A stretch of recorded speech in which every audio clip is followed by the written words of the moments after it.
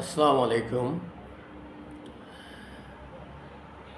দল হিসাবে আওয়ামী লীগের বিচারিক প্রক্রিয়া শুরু হয়েছে আজ থেকে। আওয়ামী লীগের কার্যক্রম ইতিমধ্যেই ডক্টর ইউনূস সরকার অর্থাৎ অন্তর্বর্তী সরকার নিষিদ্ধ করেছিল। যদিও জাতিসংঘ অধিবেশনের এক ফাঁকে তিনি বলেছিলেন যে আওয়ামী লীগের স্থগিতাদেশটা সাময়িক, যে কোনো মুহূর্তে সেটা উঠে যেতে পারে, কিন্তু বাস্তবে দেখা যাচ্ছে বিষয়টি উল্টো। আন্তর্জাতিক অপরাধ ট্রাইব্যুনালের সামনে আজ চিফ প্রসিকিউটর মোহাম্মদ তাজুল ইসলাম সাংবাদিকদেরকে জানিয়েছেন যে একটি রাজনৈতিক দলের আবেদনের প্রেক্ষিতে আওয়ামী লীগের দল হিসাবে আওয়ামী লীগের বিচারিক প্রক্রিয়া শুরু হতে যাচ্ছে। শুধু তাই নয়, আওয়ামী লীগকে নিষিদ্ধের পাশাপাশি আওয়ামী লীগের আওতাভুক্ত যে 14টি দল, তাদেরকেও বাংলাদেশের রাজনীতিতে ব্যান্ড করে দেওয়ার একটি মহা পরিকল্পনা চক্রান্ত শুরু হয়েছে, যার যাত্রা শুরু হয়েছে আজ থেকে।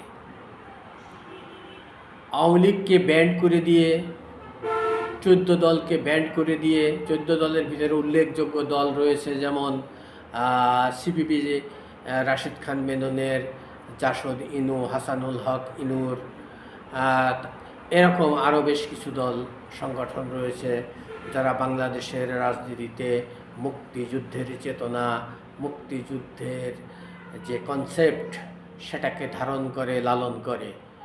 এই ধরনের সংগঠনগুলোকে এক কথায় যদি বলি, মুক্তিযুদ্ধের চেতনা এবং 72-এর সংবিধানকে যারা লালন করে, যারা ধারণ করে, যারা প্রতিষ্ঠিত করতে চায়, 72-এর সংবিধানের আলোকে, মুক্তিযুদ্ধের চেতনার আলোকে যারা বাংলাদেশকে পরিচালিত করতে চায়, সেই সমস্ত সংগঠনগুলোকে বন্ধ করে দেওয়া বা নিষিদ্ধ করে দেওয়ার চক্রান্ত আজ থেকে শুরু হয়েছে।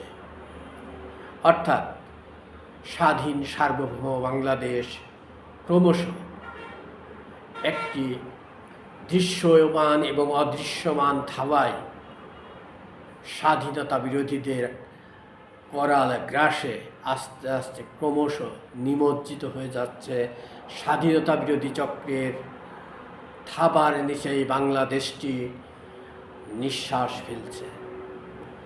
স্বাধীনতা বিরোধী চক্র মহান মুক্তিযুদ্ধে 71 সালে যে পরাজয়, সেই পরাজয়ের গ্লানি ভুলতে পারেনি।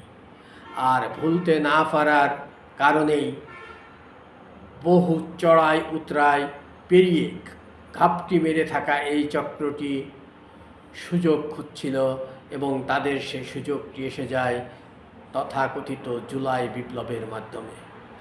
আর সেই জুলাই বিপ্লবের মাধ্যমে গঠিত আজকের অন্তর্বর্তী সরকার এবং তার নিয়োগকৃত public prosecutor, chief prosecutor Tajul Islam, যিনি জামাতের বড় বড় নেতাদের, যাদের ফাঁসি হয়েছে, তাদের হয়ে লড়েছিলেন, সেই ব্যক্তিকে চিফ পাবলিক প্রসিকিউটর বানায় এবং তিনি এখন ঘোষণা দিলেন যে আওয়ামী লীগ সহ 14 দল দলীয়ভাবে, দলগতভাবে নিষিদ্ধের প্রক্রিয়াটি আজ থেকে শুরু হয়েছে, যা জাতির জন্য লজ্জাজনক, কলঙ্কজনক, অপমানজনক এবং যেটা ইতিহাসে কুখ্যাত ইতিহাস হয়ে থাকবে বলেই আমাদের ধারণা।